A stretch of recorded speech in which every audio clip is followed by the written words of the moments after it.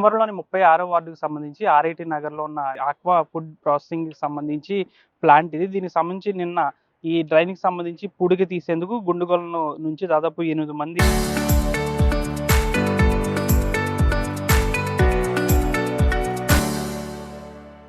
కూలీలు ఇక్కడికొచ్చారు. అయితే పూడిక తీసే సమయంలో దాంట్లో డ్రైన్‌లో ముగ్గురు కూలీలు దిగారు. అయితే వెంటనే దాంట్లో ఉన్న విషవాయువు ఒక్కసారిగా లీక్ అయ్యి వల్లాపు వెంకన్న ఆ డ్రైన్‌లోనే ఒక్కసారిగా మృతి చెందాడు. మిగిలిన ఇద్దరు కూడా అపస్మారక స్థితిలోకి వెళ్లడంతో వారిని భీమవరంలో ప్రైవేట్ ఆసుపత్రికి తరలించారు. అయితే దీనికి సంబంధించి ఫ్యాక్టరీ యాజమాన్యం ఒకటే చెప్తుంది. మాకు ఎటువంటి సంబంధం లేదు. దానికి సంబంధించి ఇక్కడ పూడిక తీసేందుకు మేము ఎవరిని పిలవలేదంటూ కూడా ఈ ఫ్యాక్టరీకి సంబంధించి యాజమాన్యం బొకాయిస్తున్న పరిస్థితి కూడా నెలకొంది.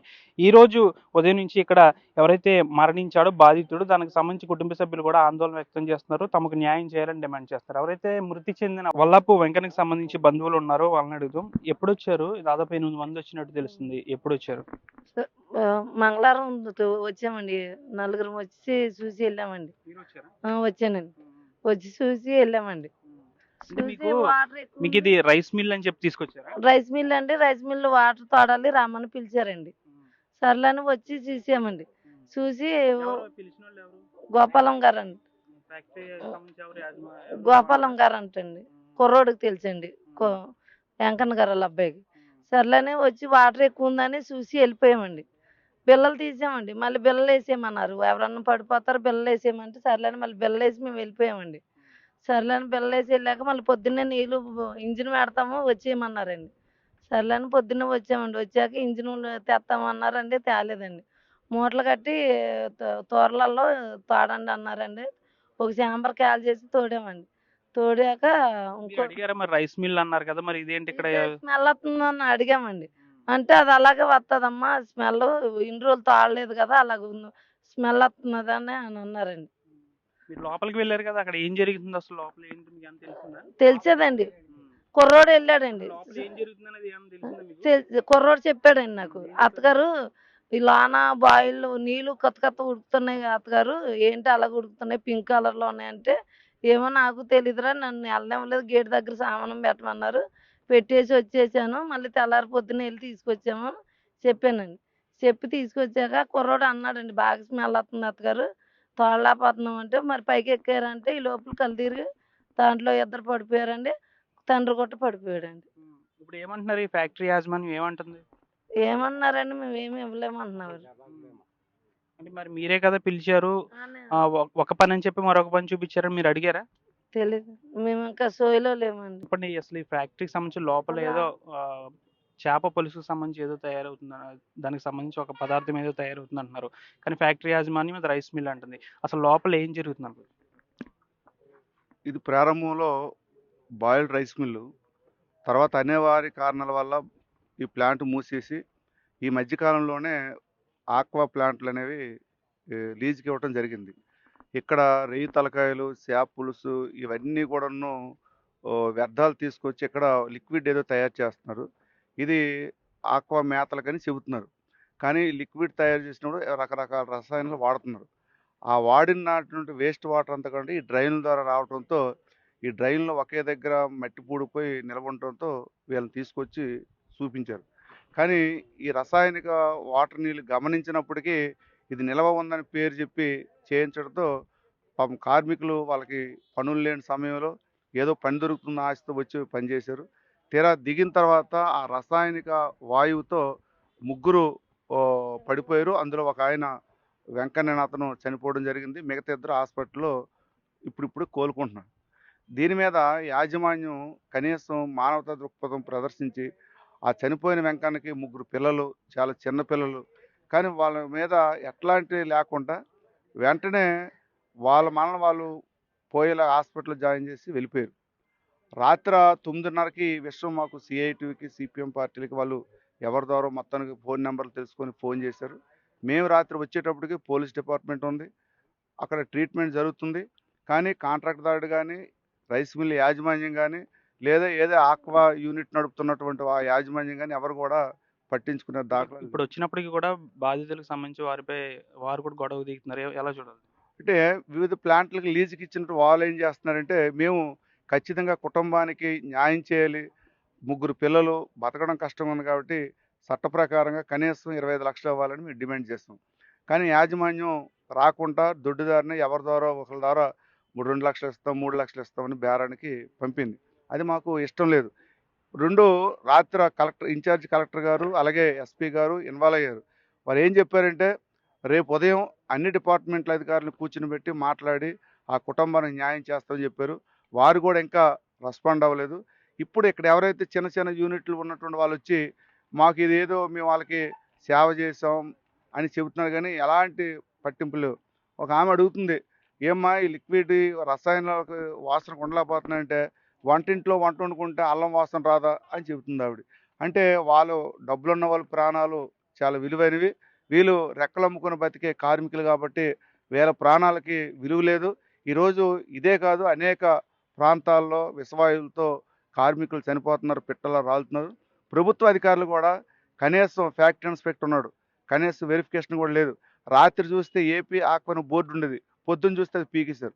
అంటే లైసెన్స్ ఉందా, లైసెన్స్ లేదా, అసలు సంబంధిత అధికారులు ఒక లేబర్ డిపార్ట్మెంట్ కానీ ఒక ఫ్యాక్టరీ ఇన్స్పెక్టర్ కానీ ఎవరు కూడా ఎంక్వైరీ చేసి ఇక్కడ ఏం జరుగుతుందనే పరిస్థితి లేదు.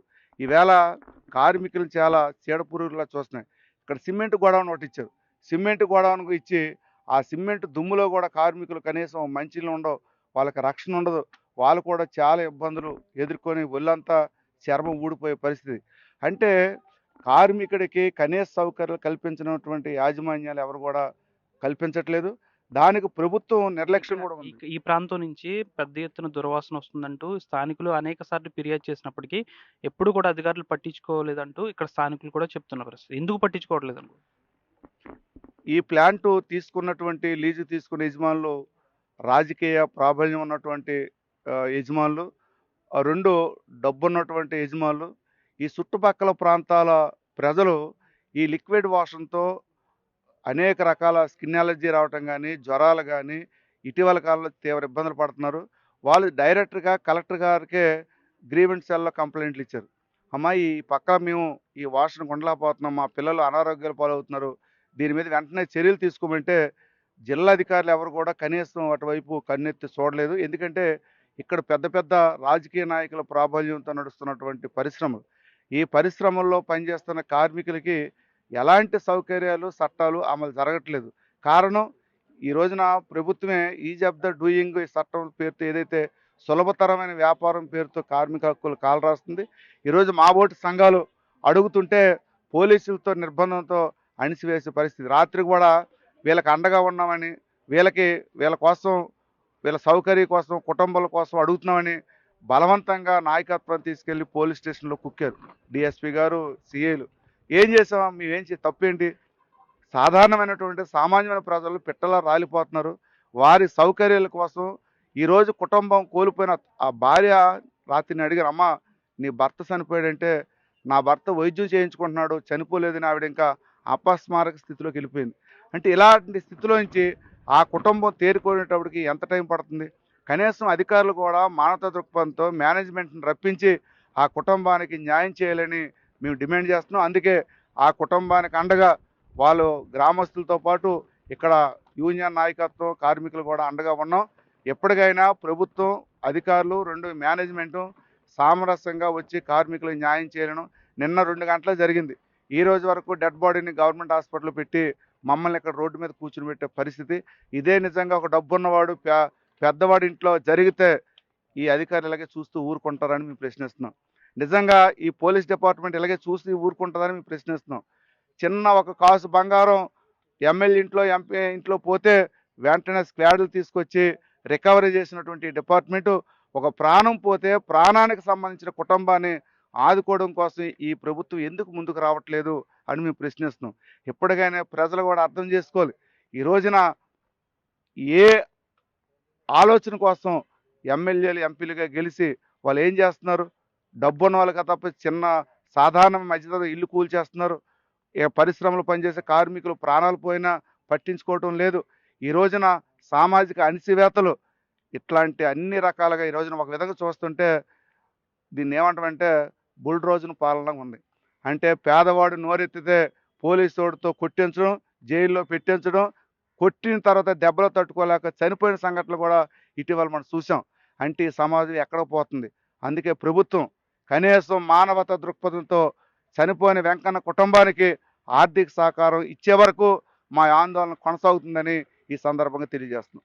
అయితే మొదటగా దీనికి సంబంధించి ఒక రైస్ మిల్లులో సిల్ట్ తీయడానికి సంబంధించి వీరు 8 మందిని కూడా తీసుకుని వచ్చారు. దీనికి సంబంధించి మనం చూస్తున్న ఫ్యాక్టరీ కూడా ఇదే అని చెప్పొచ్చు. అయితే ఇక్కడికి వచ్చిన తర్వాత తీవ్రమైన దుర్వాసన రావడంతో రైస్ మిల్లులో తీయాలని చెప్పారు. కానీ ఇక్కడ వేరే విధంగా ఉందని ఈ కార్మికులు అడిగినప్పటికీ కూడా ఇక్కడ ఇలాగే ఉంటుందని చెప్పడంతో వీరు ఇక చేసేదేమీ లేక సిల్ట్ తీయడానికి అయితే డ్రైన్లోకి దిగారు. అయినప్పటికీ కూడా వెంటనే దిగిన తర్వాత విషవాయువు లీక్ అయ్యి వల్లాపు వెంకన్న అక్కడికక్కడే మృతి చెందారు. మిగిలిన ఇద్దరు కూడా ఆసుపత్రిలో విషమ పరిస్థితులు ఉన్నారని చెప్పాలి. దీనికి సంబంధించి మనిషి అలాగే మృతి చెందారు కాబట్టి బాధిత కుటుంబానికి 25 లక్షల రూపాయలు ఎక్స్‌గ్రేషియా ప్రకటించాలనైతే వీరు కోరుతున్న పరిస్థితి కూడా నెలకొంది. ఇప్పుడు ఇక్కడ సరైన సమాధానం చెప్పే వరకు తమ నిరసన కొనసాగుతుందంటూ బాధిత బంధువులతో పాటు వామపక్ష నాయకులు కూడా డిమాండ్ చేస్తున్నారు. వీడియో జర్నలిస్ట్ శేఖర్తో మన ఆర్టీవీ పశ్చిమ గోదావరి జిల్లా భీమవరం. యాజమాన్యాన్ని పిలిపించి ఆ కుటుంబాన్ని నష్టపరిహారం ఇప్పించండి అని చెప్పేసి మేము మాట్లాడుతున్నాం. ఇలా మాట్లాడుతున్న క్రమంలో డిఎస్పీ గారి ఆధ్వర్యంలో ఇద్దరు సీఐలు, 1 టౌన్ సీఐ, 2 టౌన్ సీఐ, వీళ్ళిద్దరూ కూడా విచక్షణారహితంగా మా నాయకత్వాన్ని అందరినీ కూడా ఈడ్చుకుంటూ కారులోకి నెట్టుకుంటూ కారులో పడేయడం జరిగింది. వాస్తవంగా దీంట్లో అక్కడేమీ రాష్ట్రంలో జరగలేదు, అక్కడ అడ్డుపాటు లేదు, ఎవరికి అదనంగా మాట్లాడింది లేదు, అసభ్యంగా మాట్లాడి ప్రవర్తించి కూడా లేదు. ఏమీ లేకపోయినప్పుడు కూడా ఏకపక్షంగా చాలా దుర్మార్గంగా మమ్మల్ని ఇలా అరెస్ట్ చేశారు. ఇలా ఎప్పుడు కూడా కార్మికుడు చనిపోతే నష్టపరిహారం కోసం మాట్లాడగలిగితే ఈ రకమైన దుర్మార్గంగా వ్యవహరించడం అనేది భీమవరం చరిత్రలో ఏ పోలీస్ అధికారి కూడా చేయలేదు. కానీ ఇక్కడ భీమవరం పట్టిన డిఎస్పీ రఘువీర్ విష్ణు గారి ఆధ్వర్యంలో ఇద్దరు సీఐలు కూడా ఈ రకంగా వ్యవహరించారు. దీన్ని తీవ్రంగా ఖండిస్తా ఉన్నాం. ఈ రకంగా మా నోరు నొక్కి ఆ కుటుంబానికి ఏమీ లేకుండా చేద్దామంటే ఇది అంగీకరించేది లేదు. ఖచ్చితంగా కుటుంబానికి న్యాయం జరిగే వరకు కార్మిక సంఘం మేమందరం కూడా గట్టిగా పోరాడతాం. ఈ పోలీస్ చర్యని కూడా మేము తీవ్రంగా ఖండిస్తా ఉన్నాం.